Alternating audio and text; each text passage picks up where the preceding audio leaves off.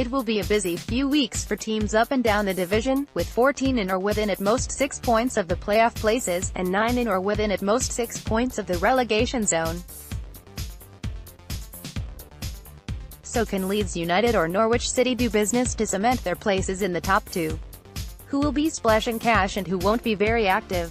Can big guns like Aston Villa, Derby County and Nottingham Forest yet crash the promotion party with a couple of canny deals? We've checked across the country for what to expect after January 1st. Leeds United Marcelo Bielsa keeps reiterating about the importance of sticking with tried and trusted players, and Leeds aren't expecting many deals.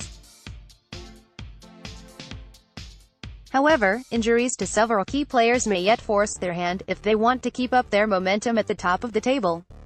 However, for now Bielsa seems content to work with what they have. He told Leeds Live, "Instead of buying, I prefer to improve the quality of the work, because the team usually reflects the quality of the players, but it's also linked to the training they receive, and you also can improve a team when you improve the equipment." His plans might have been affected by a season-ending injury to keeper Jamal Blackman. Roy Wilhofer has been thrown the gloves after another injury to Bailey Peacock Farrell. Marcelo Bielsa has guided Leeds United to the top of the championship. Image, Mike Egerton, PA Wire. Norwich City big money signings are off the agenda, Sporting Director Stuart Webber spelled out at a shareholders meeting, but they are under no pressure to sell either. Manager Daniel Farke told the Eastern Daily Press, "I have had the experience in several years as a coach when you are on a good run and you are creating momentum and the players are in a good shape, that it was a danger then to bring 2 or 3 more quality players in. Then the team bonding is not so tight.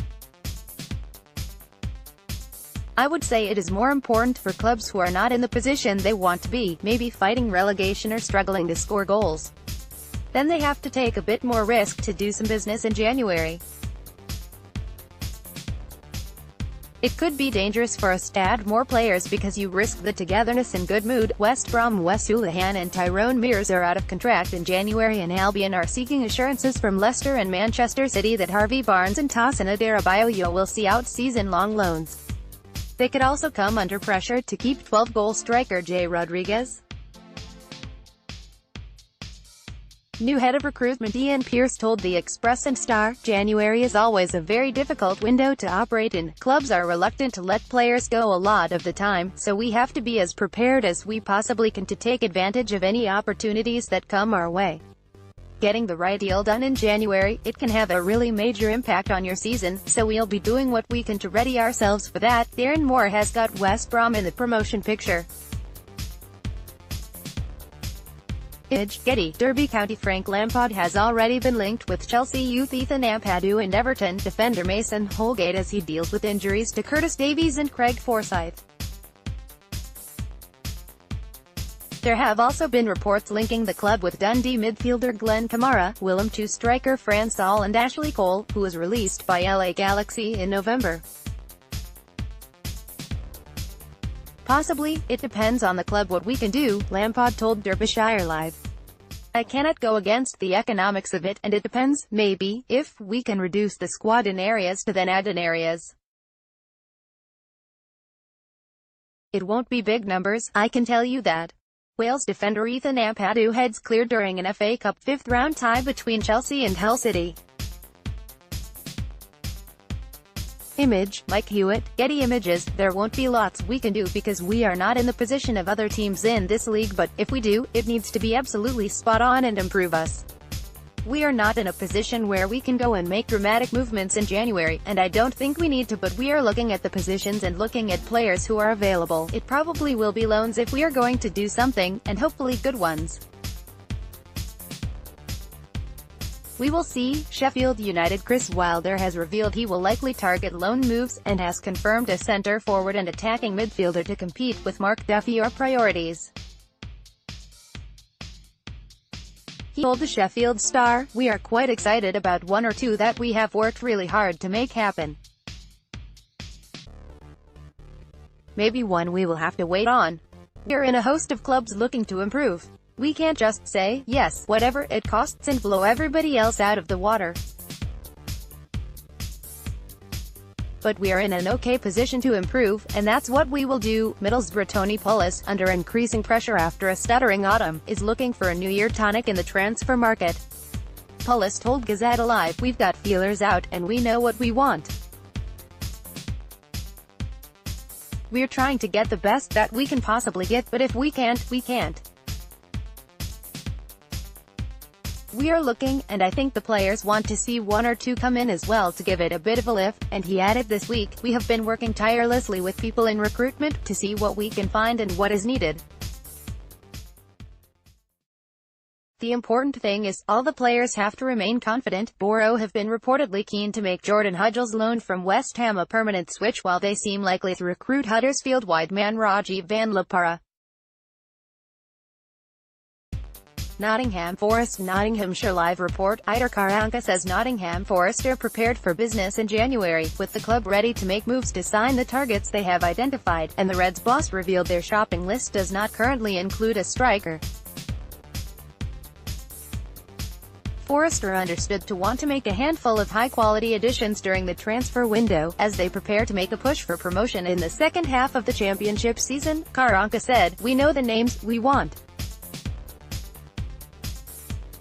But sometimes, on the other hand, I have players here who we would like to leave as soon possible, because that would be better for them and better for us." Aston Villa are already lining up Gent goalkeeper Lovre Kalinic, who has a £9 million price tag. And Birmingham Live report, Dean Smith also wants to bring in a left-back, while he has centre-halves under consideration, and not just on loan. Smith said, "We've got good loan players here at the moment, but I would prefer to develop our own players rather than bringing in loans and improving them for other clubs. We have targets in mind and they will be presented to the powers that be. The club will apparently listen to loan offers for some of their younger players." Dean Smith. Knocking Villa into shape after taking the reins in early October. Image, PA, Swansea City. There have been warnings of difficulty getting the right deals from Graham Potter, and most gossip has been about potential outgoings. Dan James, Wilfred Boney, Mike van der Horn and Connor Roberts have all been linked with moves away. But Potter does want to be active, telling Wales Online, "My message to the fans would be that I want to try and build the team and carry on improving, and that's what we're trying to do.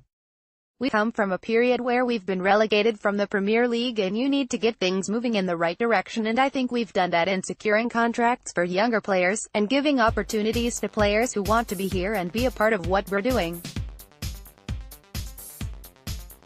Stoke City veteran admits January could be a good time to leave. "You obviously have to understand where you are in the hierarchy. If some ridiculous offer comes in, then it comes in, and you have to discuss that as a club, but we still have to carry on building, carry on improving the players and improving the team." Graham Potter wants to keep tweaking his squad at Swansea. Image, Getty. Birmingham City. Gary Monk will be working within EFL constraints after the club breached financial fair play regulations, and has scope to add just one player. Report, Birmingham Live. Monk said, "We all know what our restrictions are, what we can and can't do. Of course we are monitoring that situation. We have one place left we can possibly use, but at this moment in time nothing is clear with that." Stoke City. Gary Rowett wants 1 or 2 championship-ready signings, and any of up to 6 fringe men could be allowed to leave. From experience, the January window is difficult, he told Stoke One Trent Live. "If you look at us at the moment, the ideal signing is someone who knows the challenges of the division, because you haven't got long to get them into the group. You can't afford another 5 or 6 weeks to settle in. They also have to improve your team and have to be such good characters, and it has to be the right economics to even buy them in the first place. The reality is that to get all those 4 or 5 scenarios together is really tough, because no one wants to sell their best players, and no one wants to sell their best players cheap. But you're always looking at the areas of your team that you can improve, that you can tweak, and maybe bring something different to the group. I don't think we'll do a lot, is the honest answer, but what we'll do is hope that it gives us different options." Peter Crouch and Charlie Adam have been linked with exits. Image, Mike Hewitt, Getty Images. Blackburn Rovers' Tony Mowbray is keen to add to his squad, and the Lancashire Telegraph reports that West Ham may test Rovers' not for sale stance on star man Bradley Dack. A new striker could be on the agenda, and Sam Gallagher has been linked with a return to Ewood Park. The plan for this window is to try and see whether we can help the team on the pitch and improve the results from being okay to pretty good, said Mowbray. Maybe a little bit of extra quality in certain areas of the pitch might just help us become a better team that can help us achieve better results. Queen's Park Rangers' Steve McLaren's side are facing a transfer embargo next month, meaning any new signings would need to arrive on a free transfer and only replace an outgoing player. Report Football, London. The club was fined £17 million for breaching financial fair play, as well as being made to pay £3 million to cover Football League costs.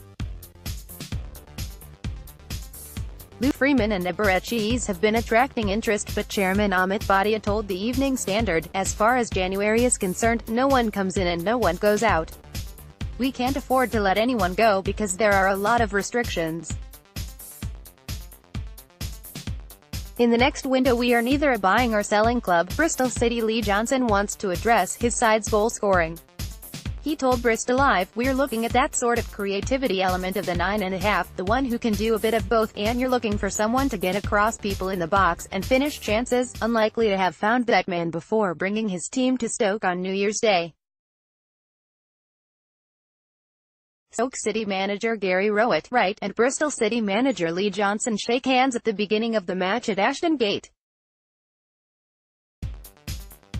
Preston North End. The Lancashire Post reports that Alex Neil is aiming to top up his squad. "I've been thinking about January since last May," he said. "We have been talking about certain targets which we missed out on in the last window. We want players who can help us and strengthen us.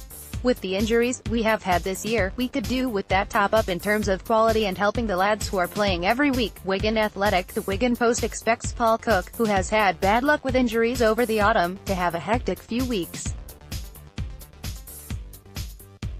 He has been asked about a left-back being his priority, with Antonee Robinson out until February, but has been keeping his cards close to his chest.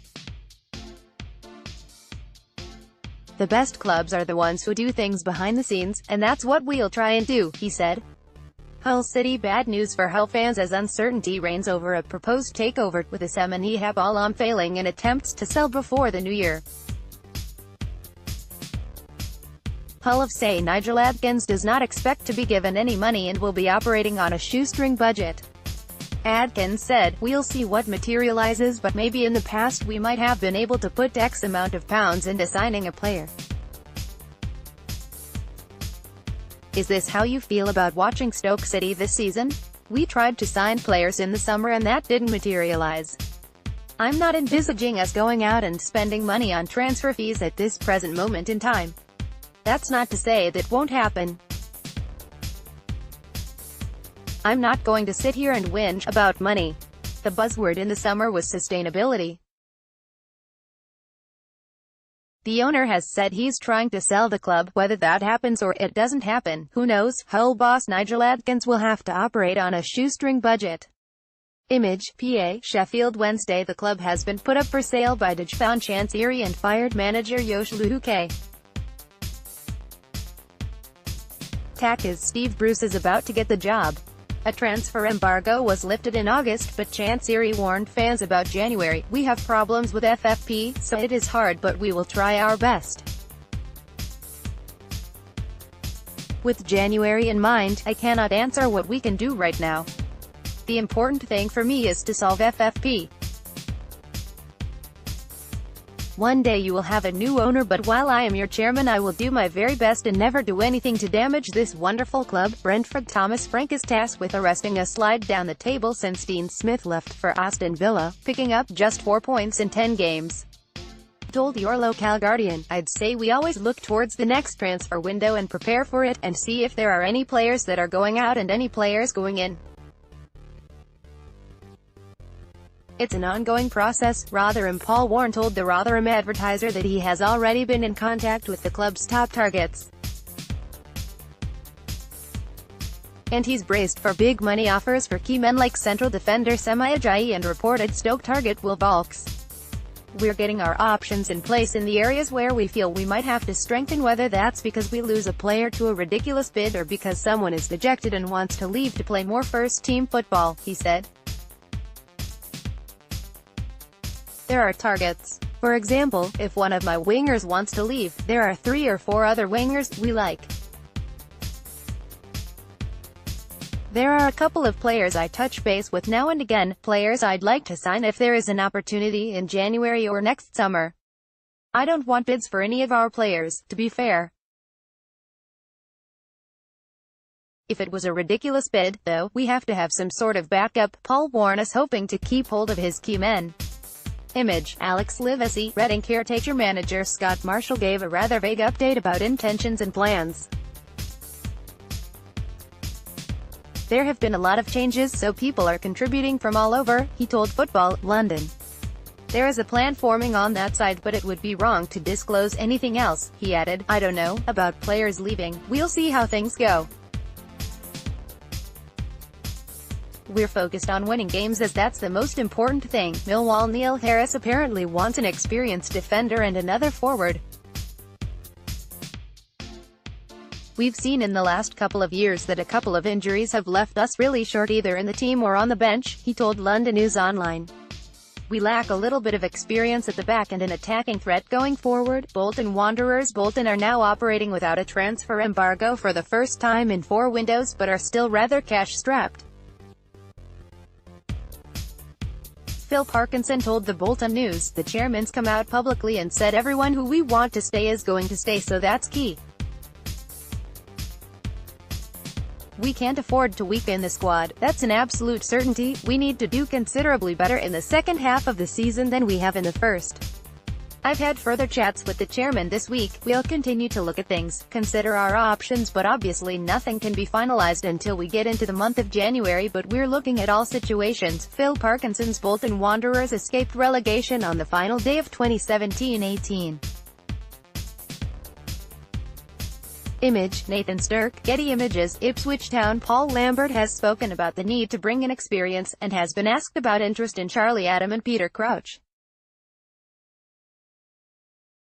But will owner Marcus Evans loosen the purse strings? Lambert told the East Anglian Daily Times, yeah, but you're still talking a hell of a lot of money on top of things. But I won't put the club in danger. I'd never do that, and I will do what's right for the club and right for us. First and foremost, I need to get people who want to come here, and the salaries and everything that goes with loans is incredible, he added. The money people are asking for is ludicrous, outrageous, some of it. So we have to look at that. We have to try and work really hard to get people in.